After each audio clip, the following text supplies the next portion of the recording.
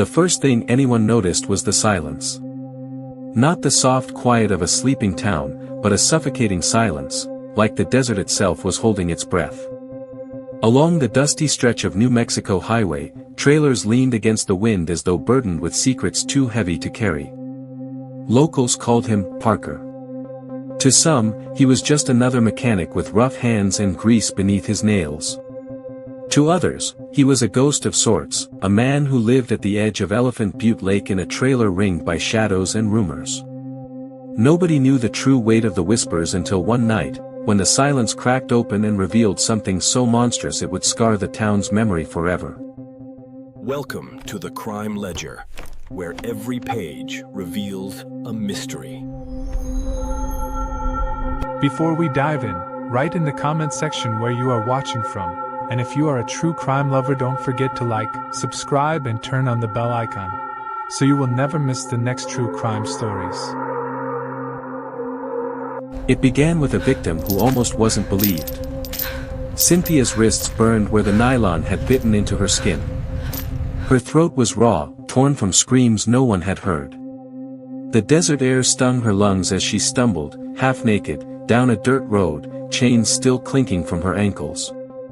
Her feet bled against the gravel, but she didn't stop. She couldn't stop.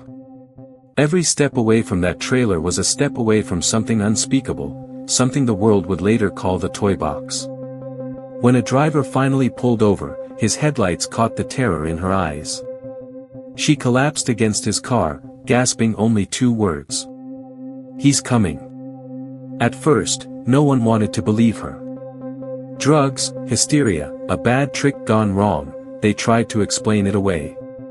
But Cynthia's story didn't fade. It sharpened. And with every detail she gave, investigators felt the puzzle shift from bizarre to horrifying. David Parker Ray wasn't a stranger. That was the chilling part. He had lived among them for years, a tall, wiry man with a neatly trimmed mustache and an unnerving stillness in his gaze. He was a state park employee, trusted enough to wave people through the gates with a nod. He fixed cars, shared beers, even laughed at small-town jokes. But behind the locked door of his trailer was a chamber designed for hell. No one knew it yet. Not the officers who took Cynthia's first statement, not the townspeople who shook their heads in disbelief, not even the friends who had once stepped inside his home. All of them were still on the outside of the nightmare, peering in through cracks. For now, the chamber kept its secrets.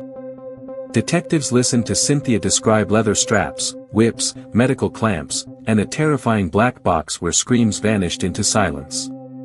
She spoke of a man's voice, flat and controlled, reading from a script as though rehearsed. A voice that told her she would never leave alive. It was easy to doubt her. Until they searched the area she described. Beneath the humming desert cicadas, officers found tire tracks leading directly to Ray's property. His trailer stood there like any other, surrounded by tools and scrap metal. But there was something else, a second, reinforced trailer, bolted shut with heavy chains. The first officer to place his hand on the lock would later say it felt like touching death itself. The key rattled in the lock, the air pressing thick around them. Nobody wanted to open it, yet duty demanded it. With a final shove, the door creaked open, releasing a wave of cold, chemical air that stung the back of their throats. Inside, under the glow of a single swinging bulb, was the beginning of a nightmare they could not have imagined. The walls were lined with surgical tools, neat, ordered, gleaming. Chains hung from the ceiling, alongside clamps, belts, and cages. A gynecological chair sat in the center, worn leather straps curling like the arms of a predator waiting for prey. And then there was the tape recorder. A machine already queued, already waiting. When detectives pressed play, a voice filled the room. Calm. Measured. Chilling. "Hello there," it began. "My name is David. You're probably very confused right now." The officers froze. Because this was not a recording for them. This was for the women who had been strapped to that chair. And it was only the beginning. The recorder hissed, then the voice continued. You are here because I want to use you, and there's nothing you can do to stop it. For the next few days, you will be kept in chains. You will be forced to endure things that will break your spirit. But remember this, if you scream too much, it will only make it worse. The detectives looked at one another, their stomachs sinking. This wasn't a random tape. It was a manifesto. A set of instructions. A chilling welcome message for captives who had no chance of escape. The voice droned on, methodical, emotionless. It described restraints. Rules. Punishments. The kind of detail only someone who had practiced, perfected, such rituals would know. And with every word, Cynthia's story gained terrifying validation. The officers moved deeper into the trailer, their flashlights revealing more of the nightmare. Racks of clamps and hooks gleamed under the dusty beam of light. Whips coiled like sleeping snakes. Bottles of unknown chemicals lined the shelves, their labels smeared or scratched away. But it was the custom-built devices that struck hardest. Machines no one had ever seen before. A box with chains and hinges. A motorized contraption whose purpose was too grotesque to comprehend. One detective muttered under his breath, he engineered this. Like a hobby. The realization hung in the air, this wasn't improvised. This was designed, calculated, and maintained. Every piece had a purpose. David Parker Ray hadn't stumbled into cruelty. He had curated it. Investigators began to dig into Ray's life, peeling away the thin skin of normalcy he wore in public. What they found only deepened the horror. Born in 1939, Ray had grown up in poverty, raised by a strict grandfather after his parents split. Those who knew him as a boy recalled strange obsessions, knives, bondage magazines, drawings too disturbing for a child. By the time he was a teenager, he was already known as the quiet one, the boy who lingered too long in his thoughts. But no one had seen this coming. No one had imagined that decades later, he would build what would come to be known as the toy box, a chamber that blurred the line between dungeon, laboratory, and tomb. And yet, whispers began to rise in the town. Some said they had long suspected him. Others admitted they avoided his gaze, as though they had felt the wrongness radiating off him. Now, with the trailer open, no one could deny the truth anymore. Cynthia wasn't the only woman who had entered the chamber. As investigators sifted through evidence, more questions began to surface. Old photographs. Jewelry that didn't belong to Ray. Hair ties, shoes, scraps of clothing. Souvenirs, hidden in plain sight. Then came the diaries. Notebooks filled with dates. Names. Disturbingly clinical descriptions of what he had done to his victims. As officers flipped through page after page, a grim pattern emerged. He wasn't just documenting crimes. He was cataloging them. But here was the most chilling part, the numbers. By Ray's own count, there were over 40 women. 40 lives erased. 40 families left to wonder why their loved ones never came home. And yet, as investigators pushed further, they found no bodies. Without bodies, the case began to twist. Prosecutors needed evidence that could stand in court. And while the trailer offered an ocean of horror, it was hard to anchor it to specific women. Then came the whispers of accomplices. Neighbors recalled seeing a woman around Ray's trailer, a woman who didn't seem like a prisoner, but a partner. Others mentioned a friend who came and went, a man who shared Ray's same cold detachment. Had Ray been working alone? Or had his horrors been aided by those who walked freely in and out of the toy box? The deeper the investigation went, the murkier it became. At the center of it all remained the tapes. Investigators discovered multiple recordings, each one a script read to new victims. The same monotonous welcome. The same instructions for obedience. The same promises that resistance meant death. The voices of the women weren't on the tapes. Their screams had been swallowed by the walls, lost to the desert wind. Only Ray's voice remained, echoing like a ghost across the years. One detective would later confess, listening to those tapes was like staring into hell, only to realize hell had a human voice. And yet, as the investigation stretched on, one question grew louder than all the rest. Where were the women? Silence. As detectives hunt for bodies, they begin to uncover the possibility that David Parker Ray didn't just work alone, and his accomplices may still be walking free. The desert gave up no bodies. For every shovel driven into the dry earth, for every cadaver dog brought to Elephant Butte Lake, the silence remained unbroken. It was as if the land itself had swallowed the victims whole. Without corpses, prosecutors feared the case might crumble. But detectives weren't ready to let the silence win. They pressed on, clinging to the details Cynthia had given them, desperate to find someone who could confirm the horror was real.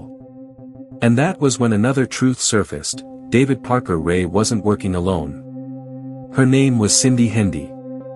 To the outside world, she was just another drifter, a woman trying to survive. But inside the toy box, she was far more than a witness. She was a participant. When investigators confronted her, Hendy broke faster than they expected. Tears, trembling hands, frantic words spilling out like a confession too heavy to hold back. "Yes, it's true," she whispered. "Everything Cynthia said. Everything. David, he did things. I helped him. I didn't want to, but I did." Her testimony painted an even darker picture. She described how she lured women, how she locked doors, how she handed Ray his tools when his hands were busy chaining victims down. Sometimes she watched. Sometimes she turned away. But she never stopped him. And for this, she carried guilt, though perhaps not enough. She was crying, Hendy admitted of one victim. Begging. "I told her to be quiet, or he'd hurt her worse. I thought maybe if I helped, it would be over quicker." Her words sent chills through the courtroom later, but for detectives, it was a breakthrough. They finally had confirmation. David Parker Ray wasn't just a sadist hiding in the desert. He was a sadist with willing help. But Hendy wasn't the only one. Ray's own daughter, Jessie, came under suspicion. She had lived near him, seen his habits, and according to some accounts, even brought women to the trailer. Though her involvement was never fully proven, whispers swirled. What kind of father pulls his own blood into the depths of his depravity? What kind of daughter doesn't run? Some say Jessie was trapped, manipulated, groomed by her father from a young age. Others believe she was complicit, that she embraced the darkness he offered. The truth remains tangled in silence. With Hendy's cooperation, investigators pushed harder to locate remains. Hendy led them to places Ray had allegedly dumped bodies: arroyos, backroads, lakebeds. But the desert gave nothing back. Excavators churned the earth. Dogs pawed at the dust. Divers searched the black depths of Elephant Butte Lake, pulling up debris but no human remains. It was maddening. The diaries listed more than 40 victims, and yet not a single body surfaced. Without them, one detective muttered, "It's like chasing smoke." Families of missing women sat in agony, listening to updates that led nowhere. Mothers clutched faded photographs. Fathers paced courthouse hallways, faces lined with years of unanswered questions. Some began to believe the worst, that they would never know where their daughters lay. When the case finally went to trial, it was unlike anything the state had ever seen. The prosecution laid out the evidence: the toy box itself, the tools, the tapes, Hendy's testimony, Cynthia's escape. Jurors listened, their faces tightening with each photograph, each diagram, each word from survivors who relived their terror in open court. But the defense struck back with one word: proof. Where were the bodies? Where were the dead? The courtroom became a battlefield of doubt. Was David Parker Ray a monster who had killed dozens, or a sadist who tortured but never finished the act? For the families, it was a cruel twist. To them, the absence of bodies was not proof of innocence, but proof of how careful he had been. In Elephant Butte, people locked their doors tighter at night. The friendly nods at the gas station turned to suspicious stares. Parents pulled their daughters closer when they walked by the lake. The desert town had been forever tainted, its name now synonymous with a chamber of horrors. And yet, one truth lingered louder than all: the toy box had spoken, but the desert still held its silence. The trial was reaching its peak. Hendy had testified. Cynthia had told her story. The jury waited to decide. But then came a revelation no one expected, something that turned the case from grotesque to almost unbearable. Because David Parker Ray had confessed, in his own chilling way. In the end, David Parker Ray never sat in the witness box to explain himself. He never faced the families with a trembling lip or teary eyes. Instead, his confessions came in the form of journals, in the monotonous recordings he made for his victims, and in the fragments of truth dropped carelessly to those who stood too close. He once bragged to an acquaintance, "I've killed more women than I can count. The desert takes care of the rest." Those words would be repeated in court, whispered in hallways, and echoed in the nightmares of investigators. But without bodies, they were shadows. The trial became a grotesque theater. Survivors described in excruciating detail the pain they endured, every clamp, every strap, every whispered threat from Ray as he loomed over them. Cynthia stood strongest of all. She told the jury how she had escaped, how she had sprinted barefoot into the desert, how she could still hear the click of chains in her dreams. When the jury filed back into the room, the silence was unbearable. Finally, the foreman spoke. Guilty. Ray was sentenced to more than 200 years in prison for kidnapping and torture. Cindy Hendy, who had testified against him, received a reduced sentence but would still spend nearly 2 decades behind bars. For the families of missing women, it was justice, but only halfway. There were still no graves to visit, no remains to bury, no closure carved into stone. The desert had swallowed the evidence, and Ray had swallowed the truth. In 2002, not long after his conviction, David Parker Ray died of a heart attack in his prison cell. There were no final confessions. No map drawn shakily on paper to lead detectives to shallow graves. No remorse. Only silence. When the news broke, relief rippled through Elephant Butte. But alongside it came a bitter taste, because his death meant the secrets of the toy box died with him. If there were 40 women, 50 women, more, the world would never know. Even now, investigators believe Ray had accomplices beyond Cindy Hendy. His daughter Jessie was suspected. Friends whispered about others. Some think the toy box was a gathering place for a small circle of sadists, not just one man. But with Ray gone, the trail ran cold. The desert gave no answers. Families of the missing still leave flowers at the edge of Elephant Butte Lake, casting them into the dark water where they believe their daughters may rest. Survivors still speak of waking in the night to the sound of chains, to the echo of that calm, lifeless voice on the tape. The toy box itself was dismantled, its contents catalogued and locked away in evidence rooms. But even in storage, the object seemed to radiate dread. Officers who handled the devices said they couldn't shake the feeling of being watched, of touching something that had soaked up human agony. True crime is often about resolution, about seeing justice prevail. But the story of David Parker Ray is different. It isn't neat. It doesn't end with graves discovered, or names etched into memorials. It ends in silence. And maybe that's the most horrifying part. Because somewhere out there, in the vast stretch of desert and water, lie the answers. Bones buried in shallow sand. Teeth resting in the muck of Elephant Butte Lake. Evidence that could give families peace. Evidence that may never be found. The horror chamber of David Parker Ray isn't just a trailer filled with chains and devices. It is a wound carved into the desert itself. A wound that still bleeds in whispers, in unanswered questions, in the hollow space where truth should be. And if you listen closely, on some nights when the wind cuts sharp across the New Mexico flats, you might swear you hear it. A calm, steady voice, whispering its welcome. Hello there, you're probably very confused right now. Thanks for Thing. Don't forget to like, share and subscribe for more true crime stories told like never before.